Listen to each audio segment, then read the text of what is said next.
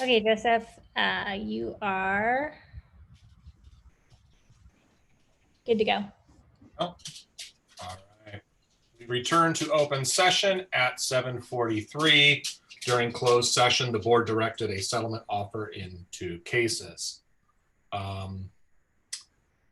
Public comment, oral communications, non-agenda items. The public, including public attending a teleconference location, are invited to address the board regarding items not listed on the agenda. No individual presentation shall be for more than 3 minutes, and the total time for this purpose shall not exceed 15 minutes. Ordinarily, board members will not respond to presentations and no action can be taken. However, the board may give direction to staff following a presentation. Please turn in the request to address the OPA Board of Directors form and submit it in order to address the Oxford Preparatory Academy Board of Directors. Do we have any comments? We do. We have, yeah, for non-agenda items, we have Juan. If you want to unmute yourself. And sure, then this is Juan. Let me start a timer real quick. You'll have 3 minutes and you can start now. Okay, sure. So my daughter was in kindergarten from the past year, and then I was a room parent in her class. And recently one parent reached out to me to say that she really would like to have the kids in the same class when they go to grade 1, because for these little kids, they have went through enough stress during the past year. And then since we're starting the year remote learning, it will be even more stress if they see, say, unfamiliar teachers and unfamiliar classmates. So I reached out to the parents in the class, and we got 13 parents or families in total who really like this idea. So that's why I'm commenting here. So I wonder if there's any way that we can keep the kids, say, in the same class, that those kindergarten kids in the same class when they go to grade 1 this coming year, and also any familiarity that the school can provide will help the kids cope with the situation. And also it will help the parents too, because then parents know one another, because they have been through the past year together. And also in addition to that, we're wondering if there's any, say, casual settings or moments that the school can provide or classroom can provide during remote learning for kids to open up, share, and socialize. That will help them to get familiar with the environment too, particularly for these little ones. And also I have a question here, because I do have a list of those parents who are really interested in this idea and they signed up for the same class idea. So I wonder where can I set the list to? Like, I have their kid name, I have their contact email.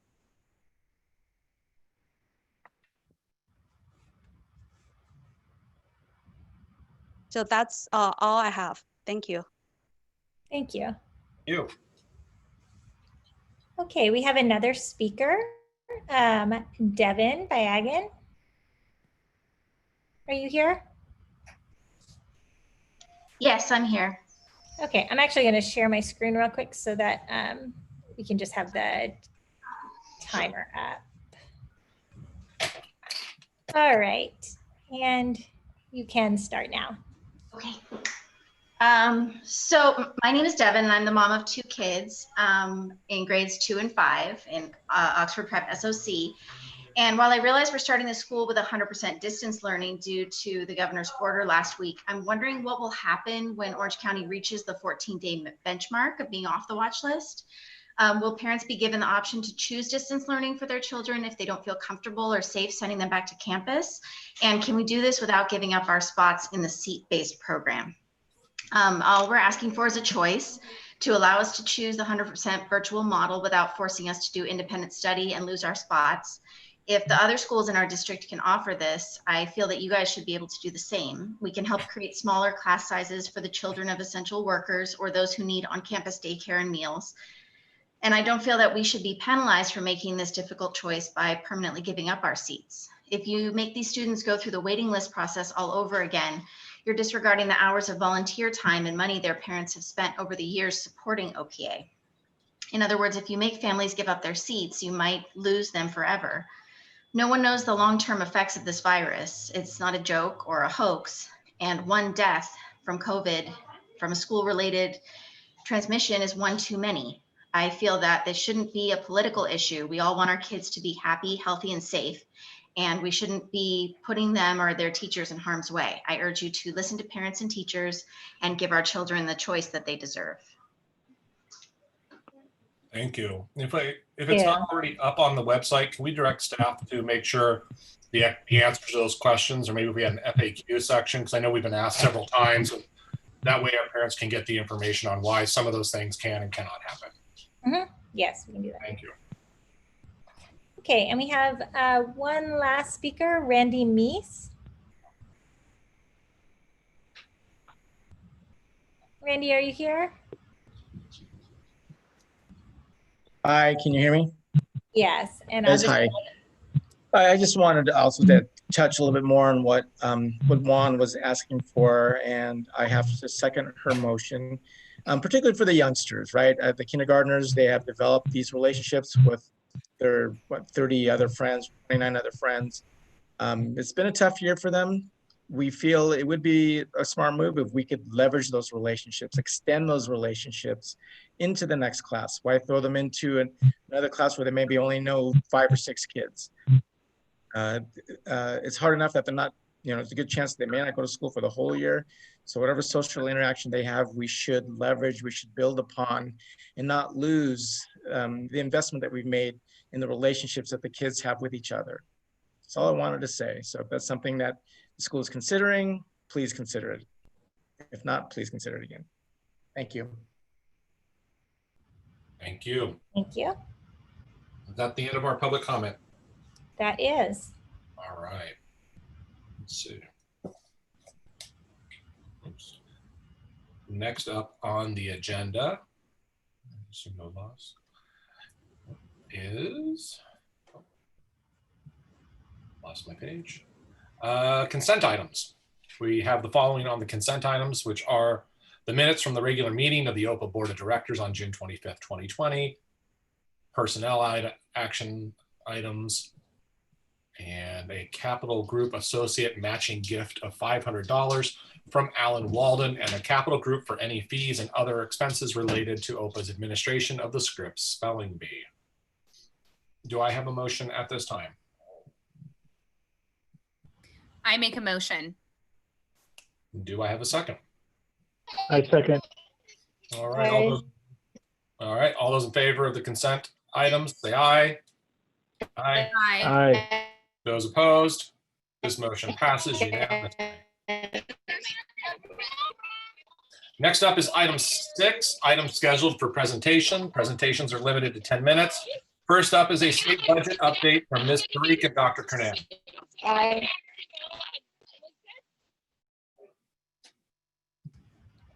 Let me make you a co-host. Okay, great. All right, you should be set. Let me stop sharing my screen. There you go. Okay, perfect.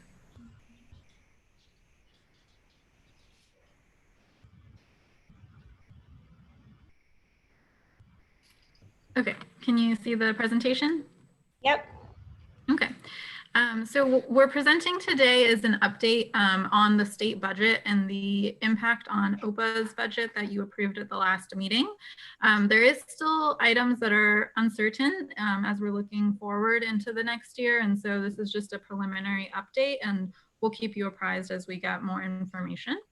In general, the approved state budget indicated increased revenues. However, there were offsets in order to pay for that through deferrals, along with a hold harmless on ADA, which actually negatively impacts OPA. So the main adjustments that we saw from the budget was the LCFF COLA was remaining flat. So we're seeing funding stay flat from this year to next year, and the anticipated 8% cut that we budgeted off of it is no longer anticipated for this next coming year. When we put that to estimated revenue dollars, that nets to almost $1 million between SOC and SB in increased revenue projections. The other item is the learning loss mitigation, which is funded through the CARES Act. This is additional revenue that the schools would be receiving based on your population of special ed and your LCFF funding. We're estimating right now about $400,000 or $500,000 between the two schools, but the entitlements haven't been released by the state yet, so these numbers are subject to change. And we'll go over some of the stipulations with that funding on the next few slides. The area where we're seeing the negative impact is ADA. So the state approved a hold harmless, which anticipating that maybe we're not able to track as much attendance or not as many students would be attending this coming school year. It was intended to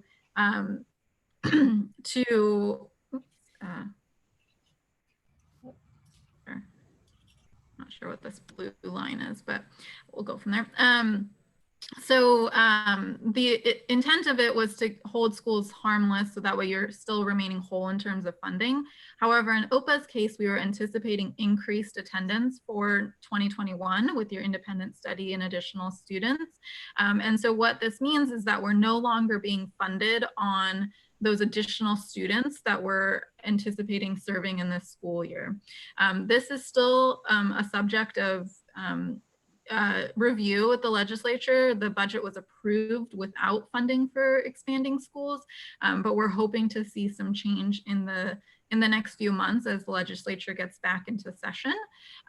The questions around this, though, is if those additional students are funded, where does that money come from in the budget? So that's something to consider, that even if we receive funding for those additional students, it might result in other adjustments that could negatively impact. So we'll see how that plays out. But essentially, between the ADA, the LCFF, and the learning loss mitigation, we net to fairly close to what we approved in the budget as revenue. So overall, we're not seeing too much of a shift in the revenue projections. The other items that we have, instructional days for next year, there is a minimum of 175, but there is flexibility for instructional minutes for next year. There's minimums by grade levels varying from 3 to 4 hours a day. And so there's some stipulations around that for next year. And then your STIRS and PERS expense, so your retirement expense, is staying the same as what we budgeted. And so not anticipating any change there based on the budget. In terms of the learning loss mitigation, this is a big component of being able to kind of backfill some of those, the ADA funding that we're not anticipating. If that ADA funding comes in, great, but the learning loss mitigation essentially is helping us kind of offset it at this point. This program is funded through a few different sources of funding, but primarily through the CARES Act in general. The Coronavirus Relief Fund, the CRF fund, all of those pieces of the calculation are basically required to be spent by December 30th of this year. So we really only have about 6 months to spend majority of the funds that you're anticipated to receive for next year. So, and we're just getting regulations and information. We don't even have a final amount. And so it's a little bit of uncertainty in terms of planning for how to use those funds and making sure that we don't need to add additional expenses to the budget to ensure we're spending those.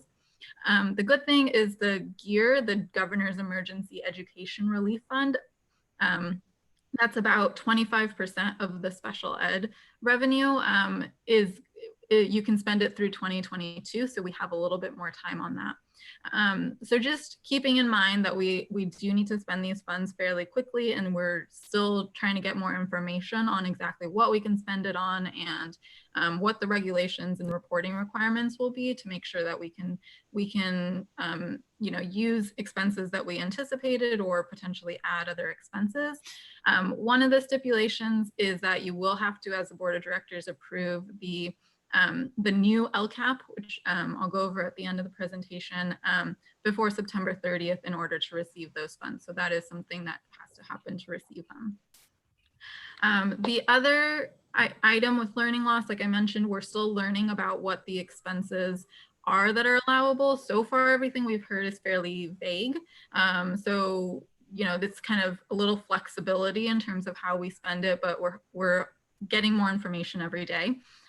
So at this point, the funds should be spent on supporting students, extending instructional time, providing instructional materials, devices, whether it's like laptops or hotspots, things like that. And then additional supports for some of the high-risk students as well. So generally a lot of items that you would anticipate, especially going into this next year with distance learning.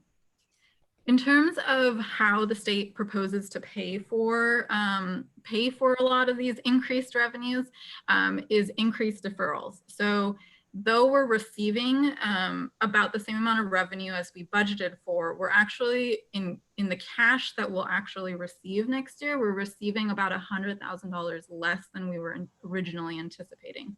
So in total next year, we have about $251,000 anticipated in deferrals starting as early as February. And those funds aren't anticipated to be paid back until each month until November of the following year.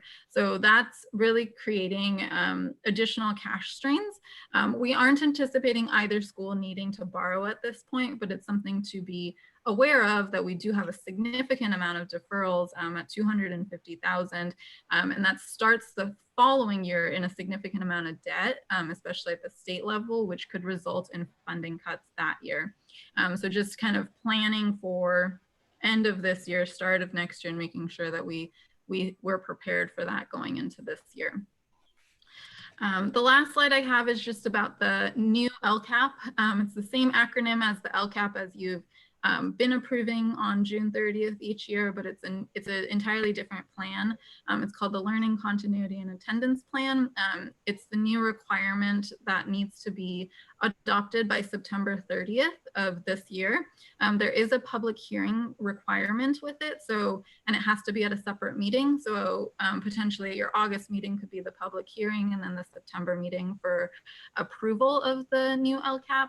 And then in December, when we have the first interim budget and hopefully a better forecast for this new year, for this new fiscal year, you'll have the LCFF budget overview due. Normally those are one approval together, the LCAP and the LCFF budget overview. But this year, it's a little bit different with the timeline. So just things to be aware of as upcoming board approvals for this year. And that's all I have for my presentation, unless there's any questions. Do we have any questions from the board? All right, that sounds great. Thank you, Ms. Parikh and Dr. Kernan. Dr. Kernan, if you'll stay there. I will. It's time for the OPA school reopening plans.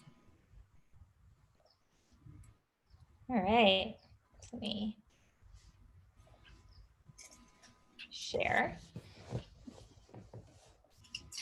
Okay, so we have gotten quite a bit of news over the last week, but we really have been planning for either a hybrid model or a fully virtual model for most of the summer, knowing that we could have either one, depending on the different mandates from the state, the health department, and just kind of what was happening with the virus when school opens. So we've been working with a lot of different partners, with Orange County Department of Ed, different school districts, California Department of Education, to try to put together the most comprehensive plan that meets the needs of all of our families and our students.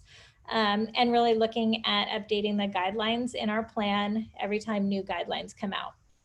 And new guidelines did just come out last Friday.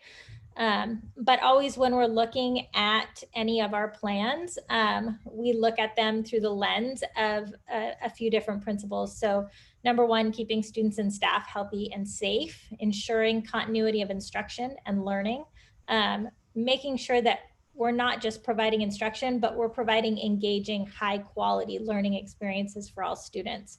and that those learning experiences are equitable and there's access for all students. Ensuring students not only have access to education, but also to mental health resources, social emotional resources, that we are communicating regularly, we're maintaining fiscal solvency, and that we are constantly updating and adapting to any new health and safety guidelines that come out. So again, looking at all different facets of our school community, from instruction, health and safety, family, operations, budget, technology, and social emotional support. So on Friday, the governor put out new guidance for schools. And basically it says that schools and school districts can only reopen for in-person instruction if they're located in a county that hasn't been on the county monitoring list within the prior 14 days. Currently, Orange County is on the county monitoring list. And so that means that as of now, we would be opening virtually. So also, as part of those guidelines, there were guidelines for once a school opens virtually, how do we switch to in-person, either a hybrid or a fully on-campus model. And basically, it's based on the number of cases, the percentage of students, teachers, staff that are positive, and then any orders with our local health officer. So basically, we would have to, if we were open with in-person instruction, we'd have to shut down if there were multiple cases in multiple different groups of students on campus, or if 5% of the total number of teachers, staff, students are positive within a 14-day period. These are the kind of the minimum requirements, so that that's not to say that we could have even more strict guidelines, but these are kind of the minimum requirements for returning in person or going back to virtual learning. And then at any time also, our local health officer can determine if a school closure is warranted. So again, our reopening guide has been updated with the latest guidance that came out on Friday, and we do continue to modify it and update it anytime that there's new information. And we will be putting this latest version of the planning guide on OPA's COVID-19 resources page, so that it's available to be viewed by our stakeholders. So in looking at planning for being 100% online and virtual learning, we got a lot of stakeholder feedback through our surveys. Also, like I said, working with other districts and with the Orange County Department of Ed. And then also input from teachers and other staff. And then really looking at lessons that we learned over the past 6 months of being virtual. And we have created a really comprehensive virtual learning plan. And we want to make sure, again, that we're not just providing students with online learning, but that we're providing students with really an exceptional, high quality, rigorous, standards-based program. And that we're including, and we heard this a lot from staff and parents, but that we're including social emotional opportunities and enrichment opportunities and opportunities for students to just be able to get together, not always in an academic classroom setting, but doing fun activities and doing different enrichment activities. And then also providing really intensive supports and interventions to those students who may not learn as well through the virtual learning environment and may need some extra support. So also, the governor has made it very clear, and our superintendent of public instruction has made it very clear that they want to make sure that all schools are providing resources to take into account students' social emotional needs. So one of the things that I'm going to be bringing forward to the board a little bit later tonight We had a group with our counselor and our school psychologists and some of our other staff members, and they went and they looked at different social emotional learning curriculum and picked out one that really meets the needs of our students and is a really highly rated curriculum with a lot of activities that we can do virtually with students. And so we are going to be incorporating that as well into our academic schedule. And then again, we need students to be able to get together and not be, always in a classroom environment, but be able to socialize, do clubs, extracurricular activities, and really kind of have those different non-academic interactions with each other. And so we've also built those types of activities into our plan as well.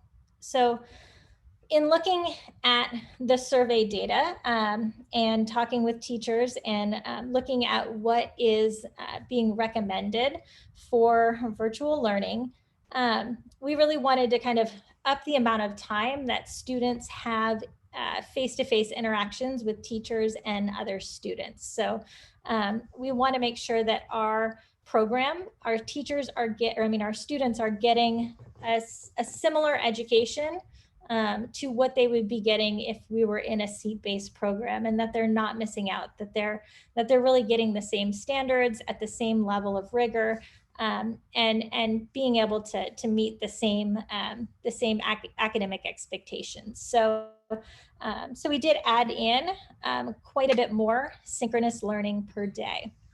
And one of the things that the teachers said that they really thought would be beneficial, or thought was beneficial, especially in some of our older grades, was to be able to have time where it was similar to like it was in the classroom, where students would get that direct instruction, do activities, but then they'd be able to start on their independent practice while they were still in the Zoom sessions, so that teachers were there to give them some initial support and some initial feedback when they first started their independent practice. So we built in some extra time, taking into account as well, especially up in the higher grades.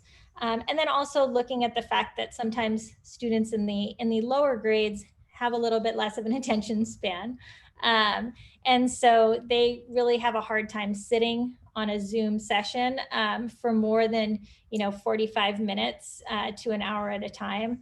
And so looking at trying to give them more breaks throughout the day, but still providing them with a lot of student-teacher interaction. So you can kind of see here how it plays out as far as how much synchronous time students get, how much core academic time. We also wanted to bring back some of those things that really kind of make OPA special. So bringing back our music classes for our elementary students, making sure that all of our students are getting PE and getting physical activity. Also having each teacher provide some sort of enrichment or club or elective in the older grades, so that again, students get that interaction and that socialization. And then one of our biggest, our biggest hits last spring were our small group sessions. Everyone seemed to really appreciate that and think that was super useful. So we're adding those back in. And then our weekly social emotional learning sessions. So kind of looking at what a sample middle school student day might look like. We know that it sometimes is a little difficult to get middle schoolers up first thing in the morning, especially virtual learning. I know my own middle schooler didn't get out of his pajamas much over the last couple of months. So kind of looking at starting those middle school academic classes a little bit later at 9 o'clock. So students, a sample student might have 9 to 10:30, they may be doing ELA and social studies. We increase that to 5 times a day or 5 times a week. So instead of just having those classes once or twice a week, they're going to, just like they would on campus, have ELA every day, science every day, social studies every day, math every day. Then twice a week, they would have PE synchronously. They would also have some PE activities that they can do throughout the week asynchronously. Then that student might have small group ELA one day, a small group math, social emotional learning lesson on Fridays. We want to still make sure, again, that our middle school students are really prepared for foreign language. So they would have Spanish or Mandarin twice a week.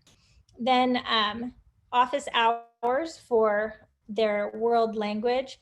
And then again, having some type of kind of socialization enrichment electives so that they had those more fun classes. Whoops, jumped ahead. And then one thing that was started at SOC last year in middle school was their homework club. And I think SV also had their office hours. So then at least twice a week, having a time when students could just go in, ask their teachers questions, not in a kind of a regimented small group session, but just if they needed some extra homework help or just had some questions on their assignments. For 3rd through 5th grade, a similar schedule. They would then alternate between math and ELA each day. Also having those small groups, making sure that they're getting science and social studies. Because the younger we get in the grades, the less they can focus without a break on Zoom. Instead of having those hour-and-a-half periods for their core academics, shortening those down to an hour with a little bit of a break in between, so that they can, get up, move around, things like that. But same types of classes, making sure that they get that social emotional learning, enrichment, PE. So really having all of the same subjects that they had. We also brought in music for our elementary kids, and then for grades 3 through 5 also kept that experience with world language. And then for K2, again, very similar to grades 3 through 5, but not having. I agree. I wish they would have spent this time working on that, because they did get paid full last year, and I know they didn't. I think somebody is unmuted. Don't get me wrong, they're underpaid to begin with, but. Okay, I'm gonna just mute. So again, having that music class so that the kids can have that kind of more fun elective type class, as well as having enrichment. And then for the younger grades or for the elementary grades, also having time throughout the week for parents to come in and have office hours or parent support time, where parents can come in and ask questions of the teacher if they're needing some extra help with their students, assignments, things like that. One thing we also talked about was really making sure that parents just had one place to go to figure out, where the assignments were. Some of the feedback that we got from parents was that there were a lot of different platforms, and it was difficult for parents to kind of keep track, especially if you had multiple kids in multiple different grade levels or with multiple different teachers. So really housing everything in one place, so that parents have one place to go where they can find out everything that they need to know about their students' classes and what their students are doing in their classes and assignments and things. So, so we will have it just one platform that will have all of that information for parents. And as far as actually flip back. So as far as these schedules, we are going to put together something that will come out to parents with kind of your data confirmation information that'll be coming out. We'll be starting data confirmation that first week of August. So the end of next week, where we'll have all of this sort of spelled out for parents, what it looks like in your student's grade level, what their schedule is kind of going to look like. It most likely won't be their exact schedule yet, because normally we wouldn't give that until kind of right before school starts, and we're still working on plugging students in, but we want to make sure to give parents that opportunity to be able to have a better idea of exactly what their students' day will look like in each individual grade level, what those expectations are going to be, what the different platforms that we're going to be using are. So we will be getting that out to you the end of next week, now that we can sort of narrow it down a little bit better to just the virtual learning, and be able to get all of that information out to parents. So we've been doing a lot of kind of preparations for the beginning of the new school year. So still cleaning and sanitizing all of our school sites to get them ready, and keep them cleaned and sanitized to get them ready for us being able to come back on campus at some point. We have been working on getting PPE so that, again, we're ready for staff to come back on site, and then hopefully for students to come back on site in the near future. We are getting the California Office of Emergency Management has provided a lot of PPE for all of the schools in California. And then we're supplementing that with our own PPE that we're working through FEMA for. And then just preparing all of our materials and curriculum for distribution to students. We are going to set up times for parents to come by grade level and be able to drop off their students' old curriculum and workbooks, and be able to pick up their new grade level and any other supplies that we'll be handing out for that year. Also, if students need Chromebooks, or if their Chromebook that they were using last year is no longer working or anything like that, then we can pass out Chromebooks. Or if they need to check out a Chromebook for this year, we'll be doing that at that same time. And then, like Joel has been working on all of our technology and preparing that for our staff and students to make sure that right off the bat we can get students going with distance learning, and we have that equity and access so that all of our students have technology.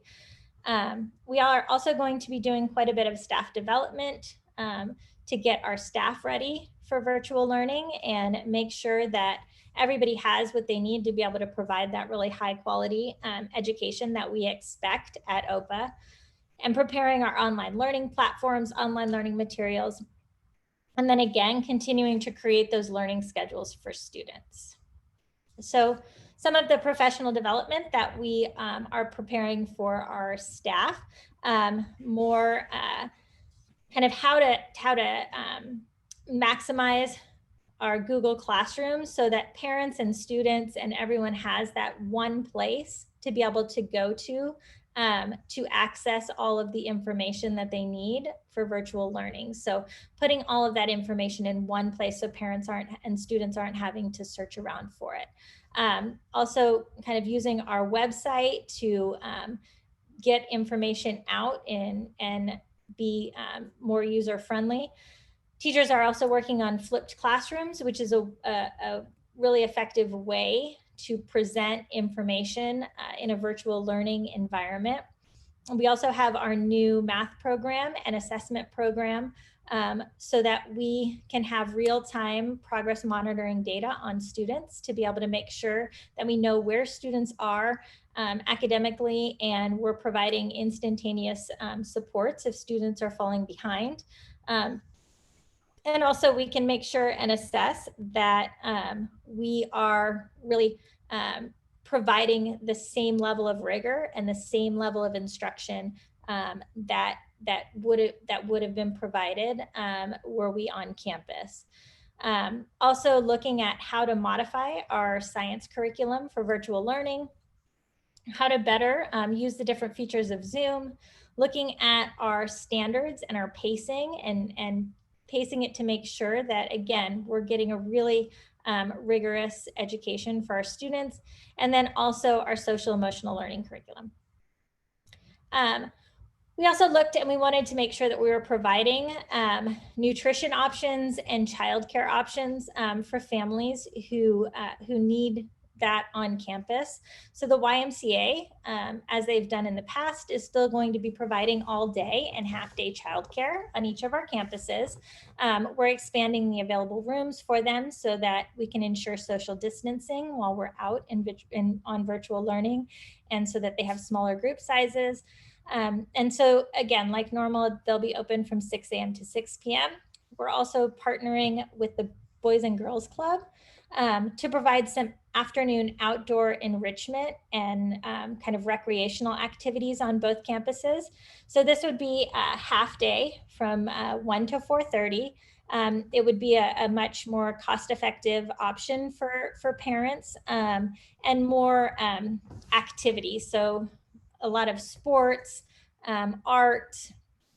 They're going to do different STEAM activities, but really kind of providing a chance for kids to be able to socialize, get out, get some exercise, and get some of those different enrichment activities if parents chose to take their kids to be part of that. And then also we are going to provide lunches for pickup a couple of days a week for those students who are used to receiving or are used to getting lunch on campus. So we'll be setting that up for families at our Saddleback Valley campus. So kind of in a nutshell, that's what we are proposing for the start of next year. Again, we'll be putting out much more detailed information next week for families so that you'll know exactly what it's going to look like for your students. But we really do appreciate all of the feedback that everyone has given us. And I think we had half of our families fill out our most recent survey. So it was really good to be able to get all of that information from our families and be able to try to incorporate that and from all of our staff, and be able to try to incorporate as much as possible of that feedback so that we can make sure that we're really providing a top quality. It's a bad situation, and no one wants to be in this situation where we're having to provide all of our instruction virtually. Everyone wants to go back to campus. So we're really trying to make the best possible situation for our students and for our families. One thing that I want to add, because it is a question that has come up, when we do go back to campus, I know there are still going to be some families who are not going to be comfortable still sending their students back. So we have gotten some different cameras and audio equipment where if parents want to keep their students out, we'll put them on the short-term independent study contracts, and they can keep their students home. They'll do synchronous instruction along with their normal class.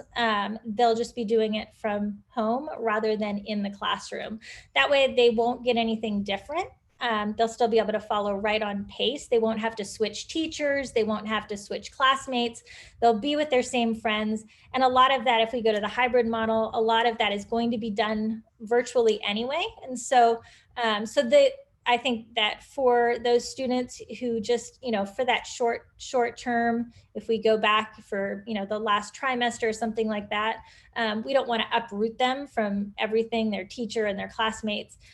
So as far as a better option, we thought that leaving them as part of their class that they're used to, that they're part of, and just allowing them to participate virtually in that same classroom environment would provide the most consistency for those students and the best consistency for their education. So we have really been working on making sure that we can do that pretty seamlessly for families, that if we do come back for periods of time or are able to come back on campus for periods of time, for families who, for whatever reason, aren't comfortable sending their kids back to campus. So we are excited that we'll be able to offer that. And Joel has been testing out different equipment, and I've been testing out different equipment to make sure that it will be able to provide that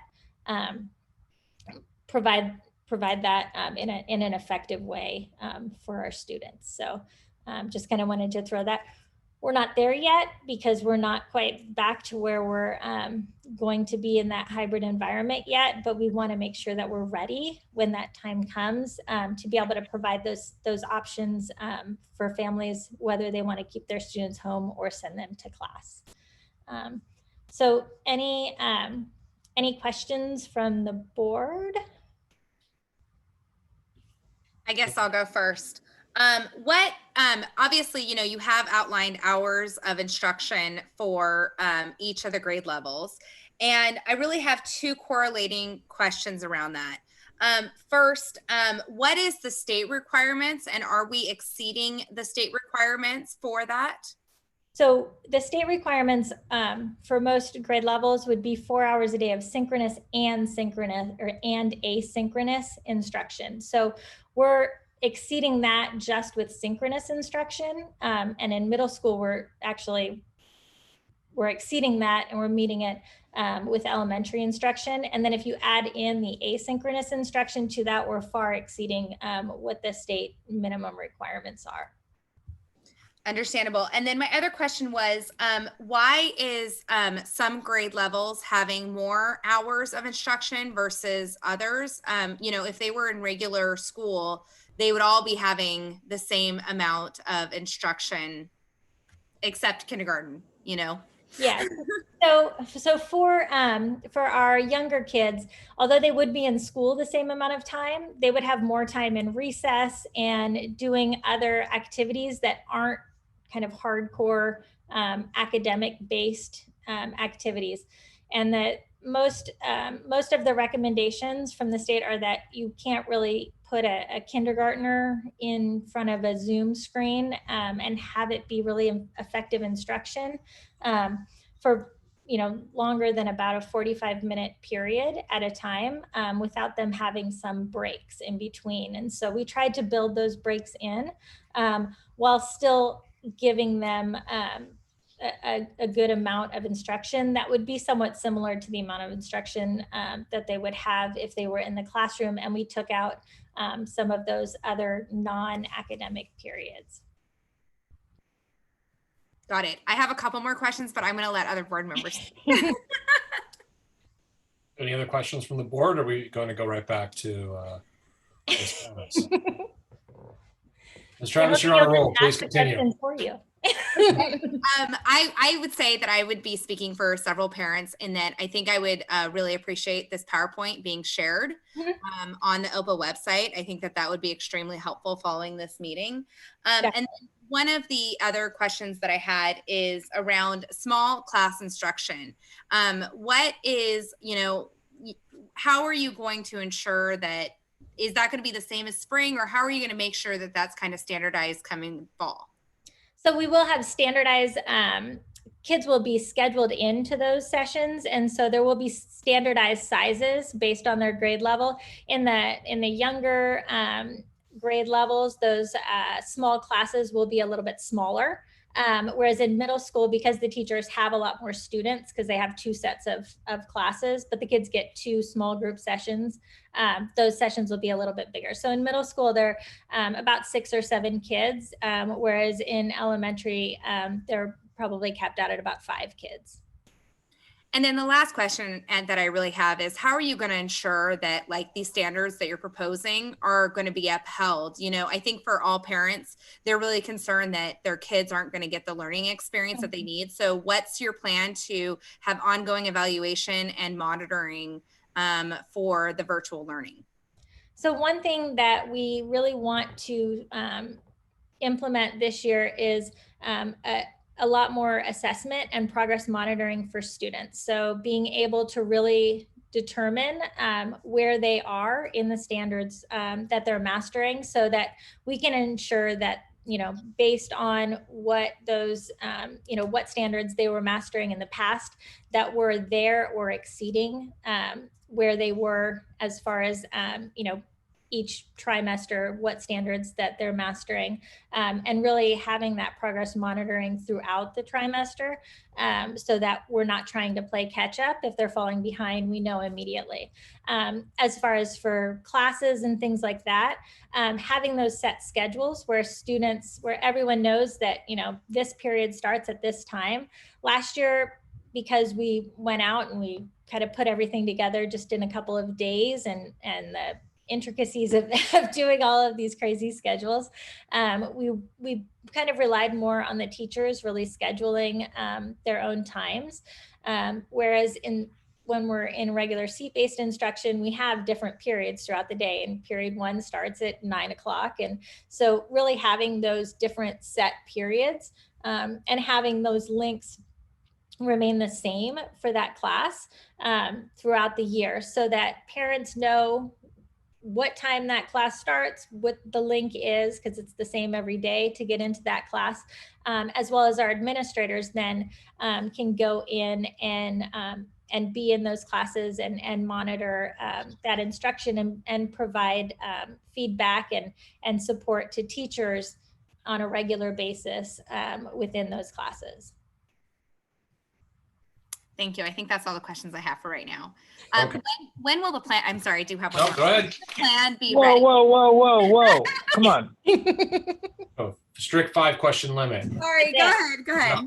I'll just answer it really quickly. So we'll have the updated guidance or reopening guide posted online tonight, and I'll post the PowerPoint with it from this for parents. And then parents should be receiving, like I said, an email at the end of next week with more specifics for their exact grade level that their students are in, so that they'll have that. It won't be, grades 3 through 5. It'll be, here's your third grader, and here's kind of, what classes they'll be having, and what a sample daily schedule will look like, grade specific, as well as all those different resources. And then once everyone goes through data confirmation and confirms that they, are all set for the school year, then they'll get, just like they would on a normal school year, well, just like middle school gets in a normal school year, but everyone will get it, will be a schedule of classes and what time each one of those classes are. So kind of right before school starts, parents will get the middle school schedule, but they'll get it for for all students. Okay. Mr. Jackson, is there something you wanted to ask? No, I just wanted to give Delight a hard time. I figured. Okay. Thank you, Amy. No problem. Thank you, Dr. Kernan. No Next more. up. That's it. Only Delight. You know what they say? You should always ask a question because there's somebody else who probably has the same question. She asked 4 or 5 questions, and that probably covered all the questions. I can ask more. I know there's questions about how quickly after we're off the watch list are we going to change. So I can actually, and I meant to kind of go through that when we were going through our thing. We really do want to kind of provide some consistency, so we're not flip-flopping back and forth, but we also want to get our students back in school as fast as possible. So we will try to look for more of a natural break, where, it's a holiday or something like that, where we have a little bit of time, but we don't want to take too long. So yeah, definitely looking for a natural break, but trying to work as hard as possible to get kids back in class as fast as possible. Thank you. Okay, I'll stop. All right. Thank you, Dr. Kernan, and thank you, Ms. Travis. Next up is item C, OPA school insurance for 2020-2021 with Mr. Barley. Thank you. I gotta get my new PowerPoint up. Dr. Kernan's gonna drive during this just to keep it efficient and short. 2 presentations. This one's on insurance. And we're gonna talk about SELF, which is schools excess liability insurance, right there. Next slide. Essentially what this is, if you're a homeowner, you can think of it in terms of kind of your umbrella insurance. So it's over and above your other insurance and your total insurance package. So it's for catastrophic losses. That's the way I would think about it, like an earthquake. or something like that that might happen to your home. So that's an analogy for you. So SELF is a JPA.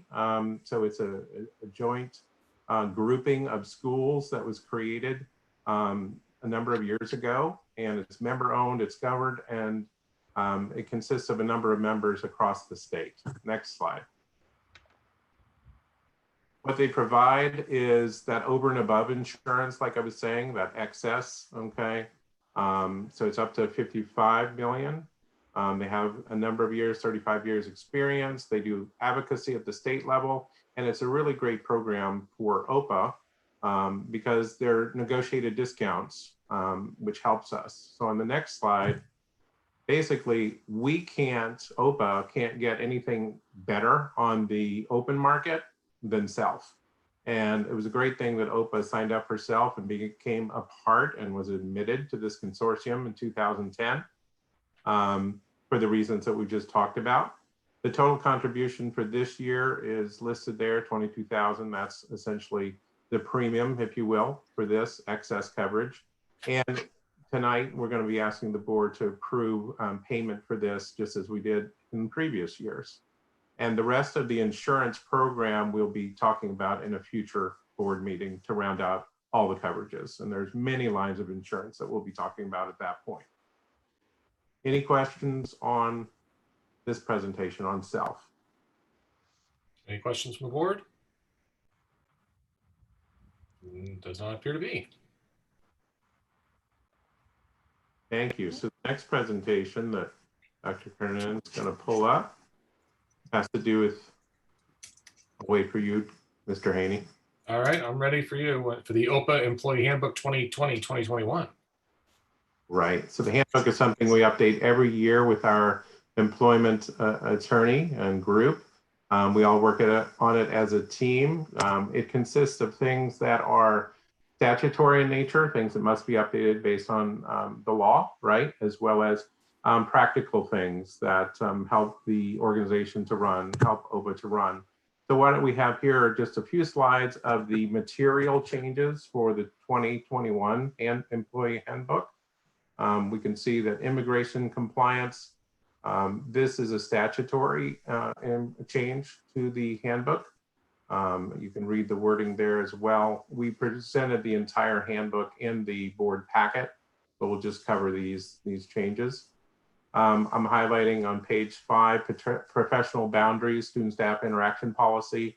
OPA recognizes its responsibility to make and enforce all rules and regulations governing student and employee to bring about the safest and most learning conducive environment possible. An update on page 9, prohibited unlawful sexual harassment. This talks about the training that's required by statute, 2 hours of sexual harassment prevention training within 6 months of hire, and also if they assume a supervisory position every 2 years thereafter, which we're already doing at OPA and started last year, continued to do last year.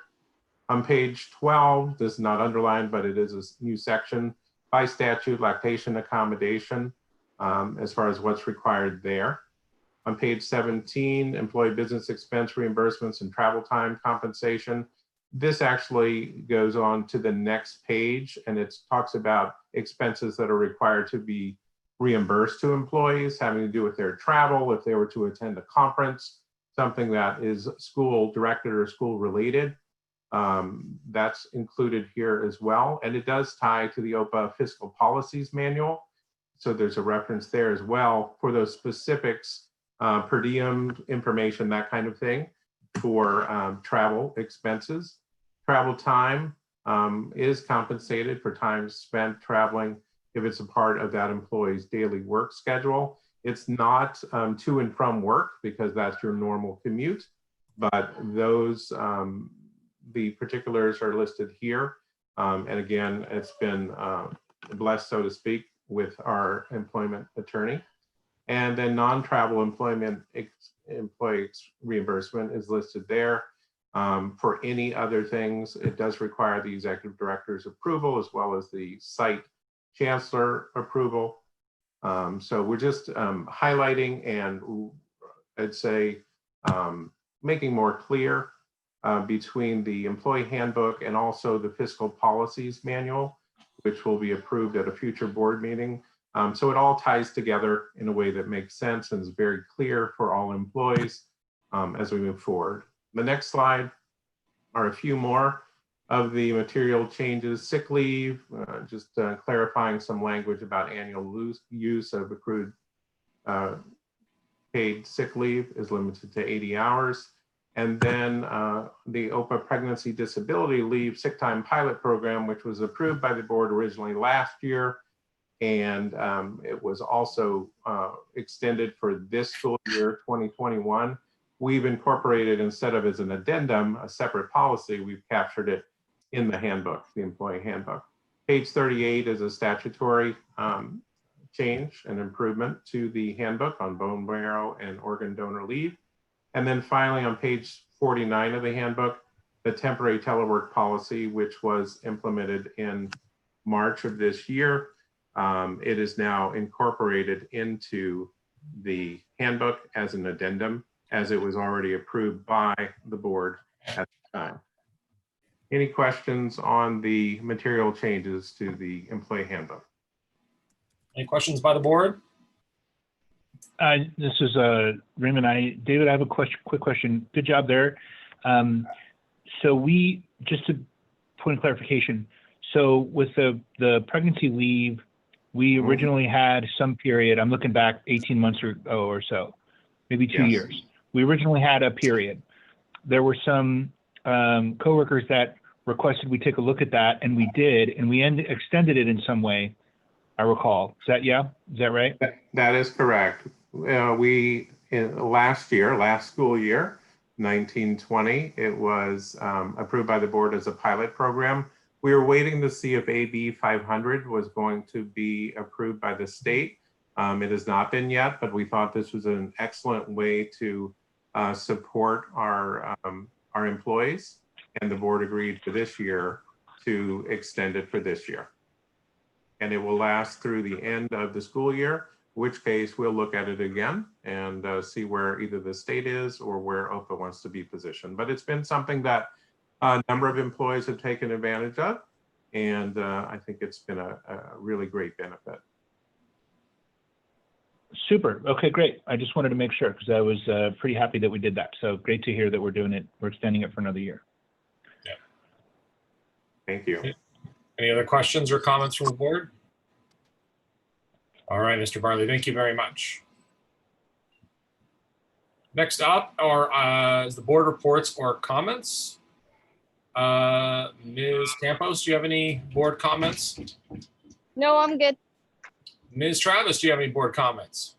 I would just like to thank so many people for coming and attending the board meeting tonight. Such a pleasure to have so many parents and teachers and community members a part of us tonight. And I'd also like to thank the admin team for really putting the materials together to keep us moving forward as an organization, especially during this difficult time. Duly noted. And Mr. Jackson, do you have anything? No, just happy to be part of the democracy. This is great. That's beautiful. I have nothing to add as well. So that takes us now to the executive director's report. Ms. Marks, the floor is yours.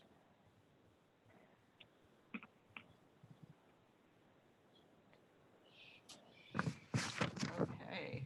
Good evening. I want to thank you for joining us tonight. We have nearly 100 members of our OPA community on this Zoom meeting, and as you can see, OPA has planned so much in a very short period of time.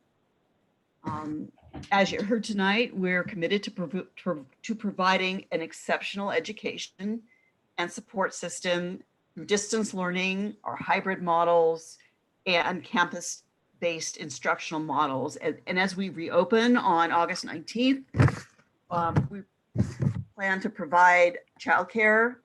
We want you to keep reaching out and helping us understand what more we can do for your students, and keep those creative and innovative ideas coming to strengthen our instructional models and provide our students the holistic support. I'm very excited about beginning the school year. In the next few weeks, you will receive frequent messages about how we will get students ready for their first days. I want you to know the board of directors will meet more frequently for now. There are more items and actions that need to be discussed and approved than usual due to the current environment. Things are shifting. We will make sure, of course, these meetings are posted so you can join us. And I also want to deeply thank the administrative team who works so well as a team. Board members and everyone who's listening, 16-hour days are not uncommon for any of us who are the administrators, and we work on the weekends. We are required to do pretty much everything an entire district accomplishes in the same time frame, and there, as you can count on one hand, you know, how many there are of us, including our site leaders. So again, it's a labor of love, but we are pulling together and putting out a lot in a very short period of time. And I appreciate, you know, the many hours working through the night sometimes to get you what you need and get this school what it needs to be able to be ready for August 19th and the rest of the year. I want everybody to stay well. Again, I thank you for joining us tonight, and we'll have another board meeting very soon. So thank you. Thank you, Ms. Marks. Next up is 9 items scheduled for action, and there's been a request that we remove the first one, which is A, approve the OPA fiscal policy revisions. So we're going to table that. We'll now move on to B, which is approve the OPA Employee Handbook 2020-2021. OPA has updated the OPA Employment Handbook for the 2020-2021 school year. It is recommended the board approve action item B. Do I have a motion at this time? I'll make a motion to approve action item D. And can I get a second? Second. All right. Any questions, comments, or discussion from the board? Joseph, do you need, just as a housekeeping item, do you need me to make a motion to table that agenda item that was prior to this one?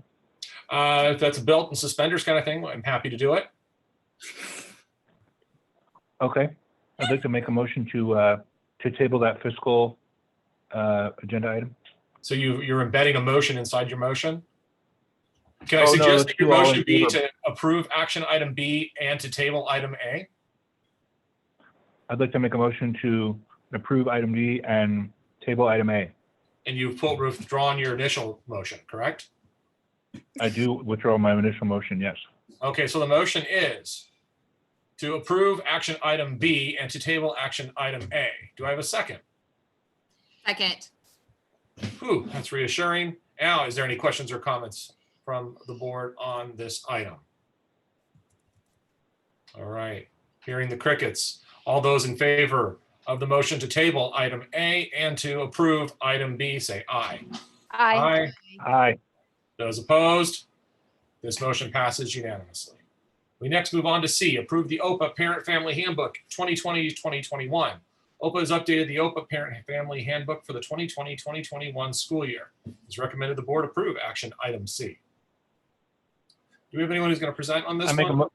Wait. Oh. I think we might need to table it, but we would need a motion. Okay, Mr. Jackson, does that impact your table? Table it. All right, we have a motion to table it. Do I have a second? I second that. All right. All those in favor of tabling item C? Aye. Aye. Aye. Those opposed? This motion passes. We move now to D, approve the self-membership excess liability program proposal and liability insurance proposal for 2020-2021. Self-excess liability insurance increases coverage to $55 million per claim, $50 million in excess of $5 million in limits. The membership contribution totals $22,598.82 for the 2020-2021 program year. It is recommended to the board approve action item D. Do I have a motion? I'd like to make a motion to approve action item D. Can I get a second? Second. Okay, I second. thank you. Any questions or comments on this from the board? I'd just like to thank David for doing a great job researching this. I know this took a lot of hours to put together, David, and a lot of kind of out of band learning about this. So appreciate you doing that on behalf of the school. Thank you for that. No, David, that's absolutely correct, Raymond. I think we don't thank our admin team often enough for the work they do that gets us into the position we can be in to kind of roll with these pretty monumental punches that we're taking as a state and a country right now, and still be able to offer the education we can to our kids. So that off the soapbox, we had a motion, we had a second. All those in favor of D say aye. Aye. Aye. Those opposed? This motion passes unanimously. Up next. I like Mary's motion. She's aye. Mary, it sounds like you're talking through that T-Pain voice modulator. Okay. Auto-tune. Yep, got it on the phone. Okay, next up is E, approve the second step curriculum. As part of OPA's comprehensive school-based mental health services, staff recommends the adoption of the second step curriculum.